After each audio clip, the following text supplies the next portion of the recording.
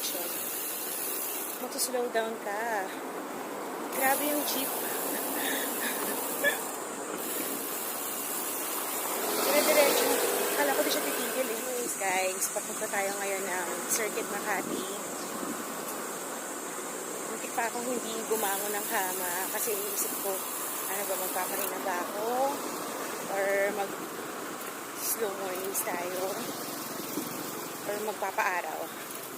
Mas pinili ko magpaaraw bilang anak-araw tayo. Habulin natin yung mood.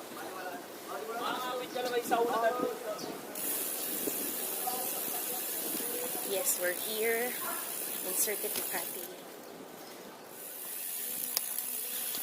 We're here in Circuit Makati. Mag-morning spin lang tayo. Very quick lang. Kaya din pala tayo nag-ride ngayon kasi tomorrow meron tayong long ride. Pupunta tayo ng Kawit, Cavite. Pero ang dadaling ko bukas yung folding bike ko. I'm joining, first time kong mag-join sa Tiglop Society of the Philippines. First time ko mag-join sa long ride nila. Bibisitahin namin yung baluarte ni Emilio Aguinaldo sa Kawit, Cavite. Ano ba yung line ko dati sa Mabini Mandirigma? Ay, lipat ni line pala ni Aguinaldo. Lipat ni sa Kawit. Kalimutan ko na. Grabe no, yung Mabining Mandirigma, nung ginawa ko yun, sobrang in love ako sa material na for a long time, hindi ko nakakalimutan yung mga lines ko dun. Pero, dumating yung point na, alam yun, darating ka naman sa point na magle-let go ka na sa isang material, sa isang character na ginawa mo. And I think, what helped me let go is during the pandemic, kung ang dami ko nang ginagawa. Diba? Pandemic, pero dami mo ginagawa. Online class, streaming, tapos nag-bicycle pa ako, so na-divert yung attention ko. Kalimutan ko na yung mga lines. Inisip ko nga if ever makakabalik ulit ako sa pag-arte, I mean yung talagang aarte ako. Yung talagang magkikreate ako ng sarili kong character. Ano kaya yun? Miss ko na umarte. Pero wala pa tayong open door na napapasukan. And it's okay. May tamang panahon. Naniniwala naman ako sa timing talaga ni Lord. And yung assignment or yung portion na inaalat niya sa atin ay para sa atin. It has fallen for us in pleasant places, sabi nga sa Bible. So every time nakaka-receive ako ng closed doors, syempre mag-grieve ka kasi tao ka lang naman. Lulungkot ka, mag-disappoint ka, not just in the situation, but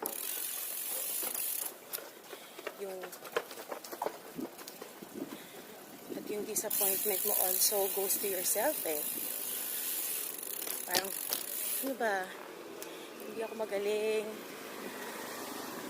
Wala na, tapos na ako, laos na ako. Lumagpas na yung opportunity. Alam mo yun, yung mga lies. Darating yun. And it's normal. Because we're human beings. Pero, what I'm really thankful about is meron akong God. Yung faith ko, yung nag-hold sa akin together. My faith keeps me sane. So every time nakaka-isip ako ng mga ganong bagay, nilalaban ko talaga, nagbabasa ako ng Bible. As in, kahit tinatamad ako, bubuksan ko yung Bible ko. Papalitan ko yung laman ng isip ko. Kasi, di ba sabi nila, may mga narinig tayo na, empty yourself, empty your mind, Yeah, release mo, tanggalin mo yung mga junk. Pero dapat may ipapalit ka. Kasi pag hindi mo pinalitan niya ng maayos, ng tama, ng maganda, ng encouraging, ng words of life, baka kung anong pumasok dyan. At mas malumala pa yung nararamdaman mo o yung naiisip mo. So, yun lang. Thank you, Lord, kasi nakikita mo ko, naaalala mo ko, and kung yung mga ibon nga, di ba, yung mga flowers nga, inaalagaan sa ni Lord, how much more pa tayo na ginawa niya sa image niya. Di ba? So, hold your head high, be proud to show your face. Kaya kumanta. Yun lang. Tapusin ko na to. Hindi ba pala? Baka mag 10 rounds or 5 rounds lang pala. Kasi mainit sa balat.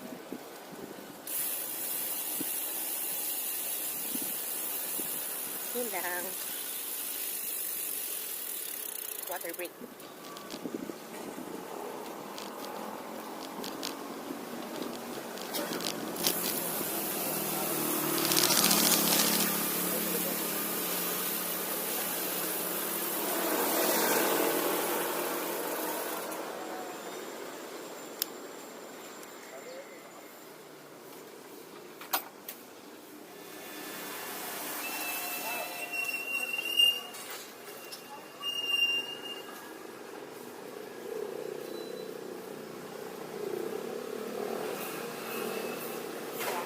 Sa halagang 5 pesos.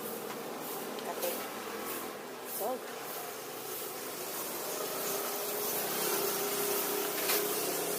hindi kailangan maging mahal para sumaya ka.